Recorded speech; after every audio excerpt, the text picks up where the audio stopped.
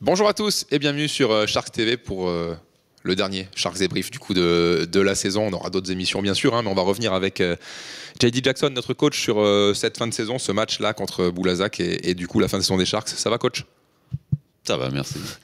Donc on va revenir avec toi, JD, sur cette fin de saison. Et toi, on rappelle que tu étais arrivé en cours de saison. À l'époque, ça allait mal.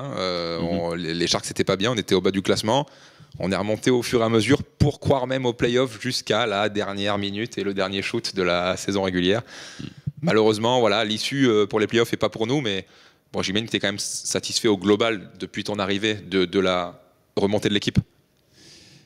Oui, je pense que si on analyse la saison, c'est sûr que à mon arrivée, l'équipe, il y avait beaucoup d'ambition, donc la pression d'avoir perdu beaucoup les premiers matchs a un peu explosé les têtes de tout le monde, le staff, les joueurs. Donc moi j'arrive au pire moment. On avait enchaîné 6 perdus d'affilée, quelque chose comme ça. Donc ça c'est la première partie. Après un peu de temps que je suis dans l'équipe, on est 18e sur 18, mais c'est que les matchs allés. Et on a un match référence à Pau. Donc c'était pas ici, c'était à Pau.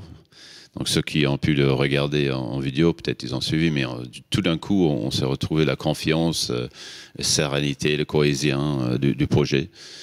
Et je pense que tout le monde était heureux d'avoir gagné, mais avec la manière, et à Pau, un des prétendants au titre, c'était une prise de conscience de tout le monde que finalement, c'était pas tout noir, que cette équipe avait quand même progressé malgré tout et qui avait un avenir. Donc on a enchaîné une série presque euphorique ou inattendue à ce moment-là. Je ne peux pas dire statistiquement, mais on a gagné peut-être 6 sur 7 ou 7 sur 8 avant la trêve, qui nous remet vraiment un peu à l'abri de la dernière place et qu'à vraiment y croire, et se donne, comme je dis souvent cette saison, on s'est donné une raison d'y croire par rapport à notre qualif playoff et peut-être voir plus. Donc ça, c'était un peu la deuxième partie. C'était assez radical, l'inversion des choses. Après, on a une période difficile à la trêve de février. Quand il y a le Leaders Cup, quand il y a d'autres choses, il y a à peu près presque un mois sans match. Et nous, on perd 2 matchs avant cette trêve. Et pendant l'entraînement, durant la trêve, Boubou Palo, il se blesse. Donc à la reprise, il rate 3-4 matchs d'affilée. Et sur cette période-là, avec les 2 matchs qu'on a perdus jusqu'avant la trêve, on a encore enchaîné 2 ou 3 sur 4 qu'on avait perdus. Donc ça fait qu'on décroche un peu le groupe des playoffs. Donc on s'est mis en situation d'urgence, sans vraiment frayeur. On était plutôt à l'abri encore après notre série de victoires par rapport à la relégation. Mais il fallait sortir en grosse série sur la fin de saison. Et sur les 8-10 derniers matchs, on est presque peut-être l'un des tout meilleures équipes de championnat. Notre objectif, depuis que je suis là, la 8e place, on l'atteigne, c'est ex aequo. Et pour les playoffs, on pointe différents de points d'average. On est éliminé, alors qu'on a réussi collectivement. Notre ambition, c'est de choper la 8e place. On l'a fait l'ultime journée, mais c'est juste qu'il y avait quelqu'un d'autre ex aequo avec nous qui nous avait battu les 2 fois. Et encore, je reviens sur le début, le premier match perdu à Lazare, j'étais même pas là. Donc c'est vrai que pour moi d'avoir beaucoup de regrets, bon, j'en ai en compétiteur et l'ambition que j'ai pour ce club, j'ai des regrets, mais je peux vraiment pas reprocher grand chose au groupe ou baisser ma tête par rapport à notre effort et nos résultats. Ils sont assez exemplaires par rapport à depuis ce match de Pau. Quand ça allait mal, quand il y avait un moment de rupture où on avait une contre-performance, les joueurs étaient toujours solidaires. On a toujours réagi, retrouvé les victoires. On a fait plaisir, je pense, beaucoup plaisir à notre public. Sur les matchs retour, on a quasiment tout gagné. On a battu tous les top 4 ou 5 devant eux. Il y avait plus en plus de public. Je retiens surtout les introductions avec tous les lucioles, tout le public, une salle remplie, les fans de match haletants où on fait la différence avec le public qui nous pousse. Je dis, bah tiens, on avait tout emballé comme il fallait. C'est juste pour un tir qui n'est pas chez nous, hein. C'est dans un autre match. que ça rentre ou que ça rentre pas, ça a fait qu'on ne fait pas les playoffs. C'est comme ça, c'est le basket, c'est le sport.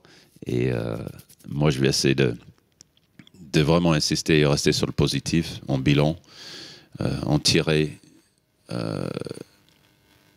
du positif. Voilà, il y a des éléments qui ont vraiment, que ce soit des joueurs, du staff ou de notre projet, qui ont rayonné sur la deuxième partie. Il faut construire là-dessus et faire un maximum pour avoir la continuité et une certaine ossature qui se maintient pour la suite, pour l'année prochaine. Et c'est là-dessus que je travaille actuellement. Oui, parce qu'en plus, comme tu l'as dit, avant le match à Pau, on pointe à la dernière place avec 2 victoires pour 9 défaites. Et donc là, si on fait le calcul, on finit à l'équilibre à 17-17. C'est-à-dire que depuis ce moment-là, on est sur 15 victoires, 8 défaites, ce qui est une super série et ce qui nous placerait en haut. En plus, avec le même effectif, tu avais fait le choix de ne pas bouleverser. Du coup, toi, tu n'avais pas du tout choisi l'équipe en arrivant forcément. Tu as ajouté Tamenang dans la saison, mais tu n'as pas bouleversé l'effectif. C'est ça que les gens, on voit partout. J.J. Jackson, le magicien, du coup, c'est vrai que tu as inversé la tendance avec les mêmes joueurs, tu as redonné confiance à certains, notamment. Comment t'expliques, toi, que, j'imagine que toi, tu as toujours dit que tu venais pour un projet sur le long terme, tu venais pas que pour 6 mois de sauvetage, tu venais pour aussi la saison prochaine et celle qui arrivait. Comment, du coup, quel est le sentiment là qui prédomine pour toi, du coup, sur ce début d'aventure aux Sharks? C'est rare un projet. On peut regarder Monaco, Paris, où on peut avoir vraiment des grands moyennes qui dépassent tous les autres, à un tel point où finalement on peut s'acheter la réussite, la montée, on peut juste simplement avec l'argent être le plus fort, s'imposer.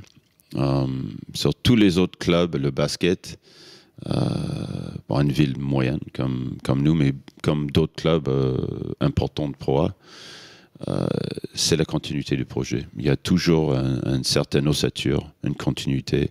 Et comme je dis, on fixe le plancher très haut, sur tous les niveaux, que ce soit le sportif, que ce soit l'administratif, tout ce qui est prestataire. Et là, ce qui s'est passé l'année dernière, c'était un peu... il y avait une sorte de rupture ou une finalité dans le projet et l'ossature qui était en place. Il y avait pas mal de joueurs importants qui étaient partis à la fin de la saison. Ça a abouti avec le départ du coach, qui avait été là un petit moment. Donc, du coup, la continuité dans le projet, alors qu'il y a des bons éléments, mais beaucoup de nouveautés, beaucoup de nouveaux joueurs.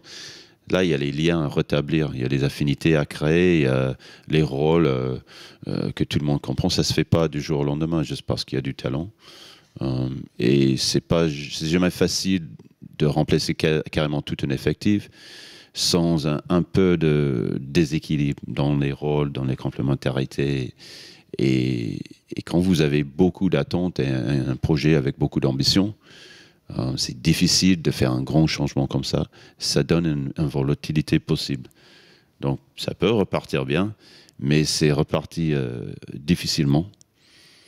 Et vu l'importance du projet et l'ampleur de l'ambition, il fallait changer quelque chose. Donc moi j'arrive, mon travail c'est de prendre ce groupe, de ne pas tout basculer, tout changer, rechanger et le remettre plus en précarité ou en instabilité. Non, c'est stabiliser le projet, mettre les joueurs en confiance, les petits ajustements qu'il faut pour que, comme j'ai dit, cette cohérence et complémentarité entrent en jeu. C'était le fil directif pour moi. Simplifier, stabiliser. Et c'est pour ça que je n'ai pas fait plein de changements. Si on prend Fos-sur-Mer en exemple, c'est une équipe qui avait un peu la même trajectoire que nous, sauf que à ce moment-là, eux, ils ont changé quasiment tout l'effectif, ils ont changé des joueurs cadres, ils ont tenté 1000 choses, ils ont dépensé beaucoup d'argent pour faire des changements et des ajustements. Bref, ça n'a jamais pris. Ils se sont sauvés in extremis de la descente. Ils avaient une saison catastrophique.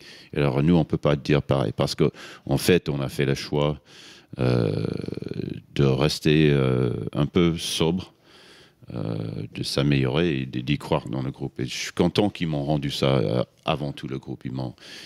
Ils n'étaient pas dispersés, ils n'ont pas baissé les bras.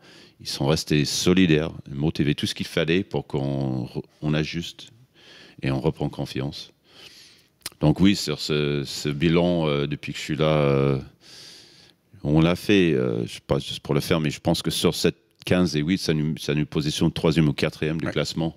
Donc si les 11 premiers matchs étaient à rejouer, on serait en play-off, c'est sûr, on aurait même l'avantage du terrain. Donc c'est ça qu'il ne faut pas perdre de vue pour rester sur notre trajectoire. Il y aura des ajustements, des choses à améliorer, des départs imposés, forcément. Il y a toujours dans un club des choses qui évoluent et qui changent, mais qu'on fixe, comme j'ai dit, cette saille du plancher stabilisant avec la continuité des joueurs, des staffs, à minima.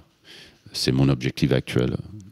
Bon, de toute façon, tu reviendras nous parler un peu plus tard dans l'été pour les prochaines infos. Merci beaucoup, je l'ai dit en tout cas. Merci à toi. Et on se revoit bientôt. On aura une future émission aussi avec Christian Corderas qui gère le centre de formation pour revenir aussi sur notre saison, les saisons de nos espoirs U18 et U17. Et on se revoit bientôt sur Sharks TV. Merci coach. Merci à toi.